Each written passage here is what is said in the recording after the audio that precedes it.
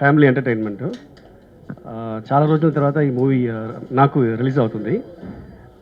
After long gap నేను రాజీవ్ కనకాల కాంబినేషన్లో ఇది చేస్తున్నాము.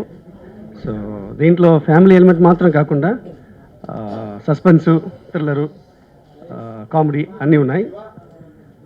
So next month release plans చేస్తున్నాము. సో డైరెక్టర్ వినయ్ బాబు గారు చాలా బాగా చేశారు. సో రిలీజ్కి ఎదురు చూస్తున్నాం.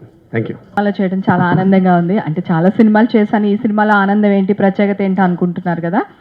ఏం లేదండి, ఈ సినిమా ఒక పెద్ద మెసేజ్తో ఒక చిన్న సినిమా మీ ముందుకు రాబోతుంది.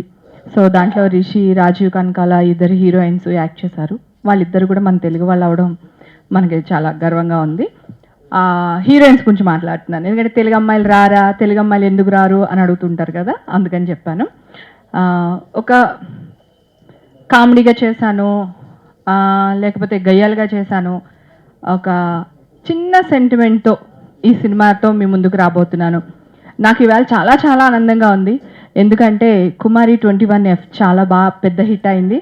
దాంట్లో నేను ఒక ఇన్నోసెంట్ మదర్, ఒక మంచి మదర్ క్యారెక్టర్ చేశాను, మంచి పేరు వచ్చింది.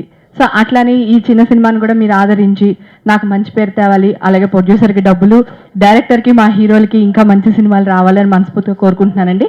నాకు శ్రీమతి బంగారం ఈ సినిమాలో హీరోయిన్ అవకాశం ఇచ్చిన డైరెక్టర్ వినయ్ గారు అండ్ ప్రొడ్యూసర్ గారికి చాలా థ్యాంక్స్. ఈ సినిమాలో ఎంత మంచి మ్యూజిక్, ఎంత హిట్ మ్యూజిక్ ఇచ్చిన మ్యూజిక్ డైరెక్టర్ సిద్ధబాబు గారికి చాలా thanks. Thanks to all audience. Audio hit చేసిన అందరికీ చాలా థ్యాంక్స్. Thank you. ఇందులో హీరోస్ కూడా హీరోయిన్స్ కూడా తెలుగు వాళ్ళు నటించడం,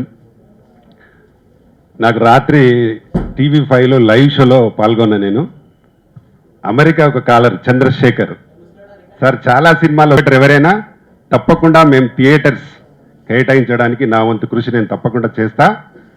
ఈ సినిమాను మంచి పబ్లిసిటీతో రిలీజ్ చేస్తే రిషి గారికి ఉన్న ఫాలోయింగ్, మంచి ఫాలోయింగ్ ఉంది, మంచి హీరో కాబట్టి తప్పకుండా ఓపెనింగ్స్ కూడా బ్రహ్మాండంగా రావడానికి అవకాశం ఉంటుంది. రాజీవ్ కనకాల గారికి కూడా మంచి ఫాలోయింగ్ ఉంది. తప్పకుండా ఈ సినిమా ఓపెనింగ్స్ రావడానికి మాత్రం అన్ని విధాలుగా పబ్లిసిటీ ముఖ్యం కాబట్టి పబ్లిసిటీ బాగా చేసి ఈ సినిమాని ప్రేక్షకుల ముందుకు తీసుకపోతే తప్పకుండా హిట్ అవుతుందని నమ్మకం ఉంది. దీన్ని హిట్ చేయాలని కూడా ప్రేక్షకులను కోరుకుంటూ ఈ అవకాశం ఇచ్చిన మీ అందరికీ థ్యాంక్స్ చెప్తూ ముగిస్తున్నాను.